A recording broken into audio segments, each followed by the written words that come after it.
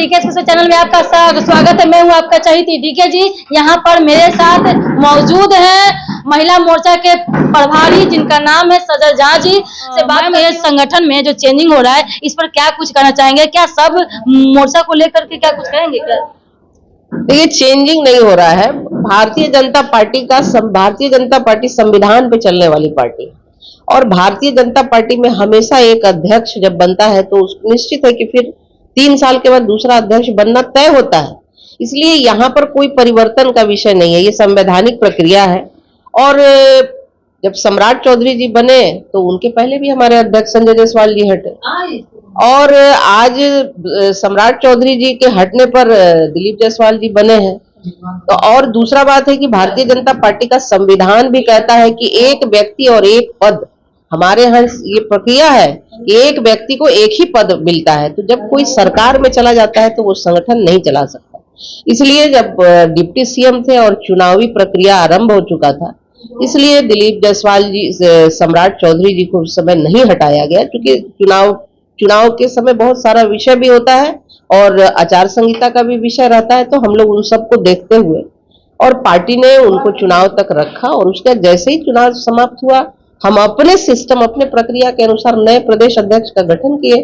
और डॉक्टर दिलीप जायसवाल जी एक पार्टी के कार्यकर्ता हैं और कार्यकर्ता कुछ समझते हैं, और निश्चित तौर पर एक अच्छा संगठन खड़ा करेंगे और चलाएंगे।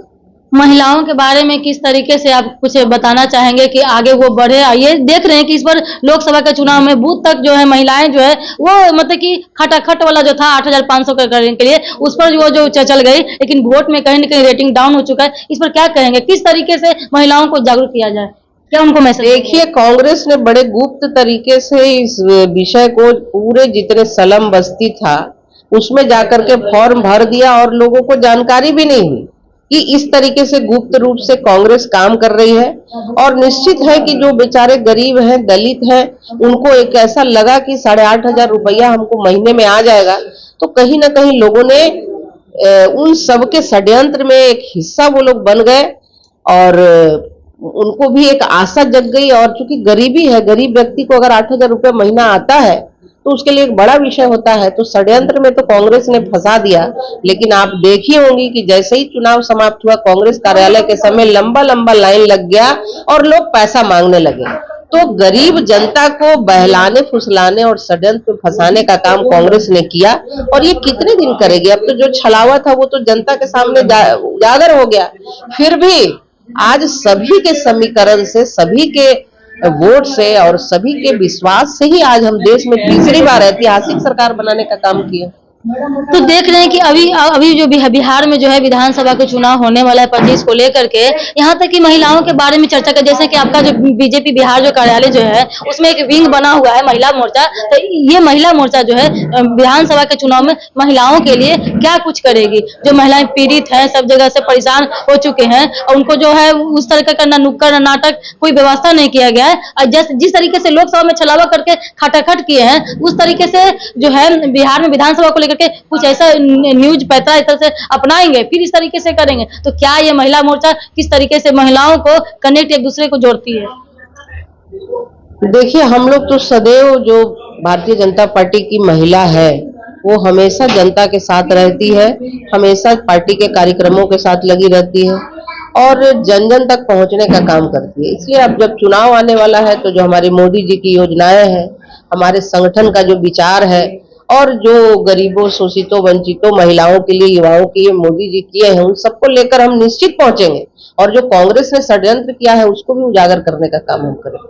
तो ये एक मैटर आ रहा है, बीमा भारती कभी लोकसभा में हार जाती हैं तो कभी उपचुनाव में हार जाती हैं। तो ये खबर ऐसा आ रहा है कि जदयू में फिर नीतीश कुमार से मिले हैं, फिर उसके बाद जदयू में तो कुछ कोटे से उनको एमएलसी बना दिया जाएगा। इस पर क्या कुछ कहेंगे? देखिए, ये उनके पार्टी का विषय है, इस पे हम लोग हस्तक्षेप नहीं करते हैं।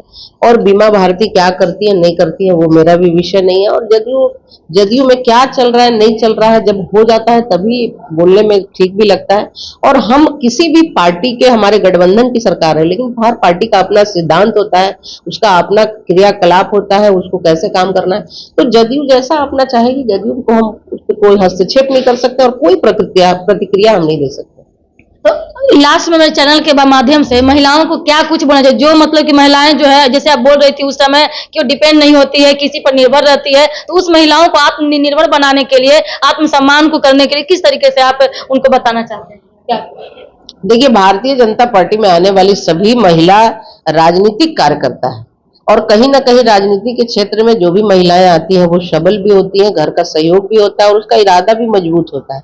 इसलिए राजनीतिक कार्यकर्ता जब वो बनकर आती है तो एक मजबूत इरादा से आती है और उन्हें कोई समस्या नहीं होती है। उसी मजबूत इरादा के साथ वो जनता के सामने भी जाती हैं, पार्टी का भी काम करती हैं, संगठन का भी काम करती हैं और यहाँ एक राजनीतिक कार्यकर्ताओं के लिए कोई समस्या नहीं। बहुत बहुत धन्यवाद। देख रहे हैं दोस्तों कि इस तरीके तमाम बातों को लेकर के जो है महिला मोर्चा के प्रभारी जो है सदरजा जी बात किए कि आने वाला समय में विधानसभा को लेकर के कुछ अलग हट के कुछ होने वाला है और ये खास करके आप लोग को ये चैनल के माध्यम से बताना चाहती हूँ कि जिस तरीके से खटाखट वाला जो मामला जो अपने लोकसभा में देखा है, ये जो गलती जो है भलाने फुसलाने का हर साम दाम दंड भेद सब अपनाएंगे हो, लेकिन फसलना नहीं है और इस तरीके से नहीं करना, अपना समझना है कि क्या कौन पहले क्या था और क्या होने वाला, इस चीज को ध्यान में रखने के लिए है कि बहन बेटी क्या सुरक्षा है, किस तरीके से गैस है या शौचालय की व्यवस्था, ये आपको समझना है कि किसको क्या करना है। दोस्तों जय हिंद। देखते रहिए DK channel, like share comment subscribe करें, फेसबुक पे फॉलो करें। जय हिंद, जय श्री राम।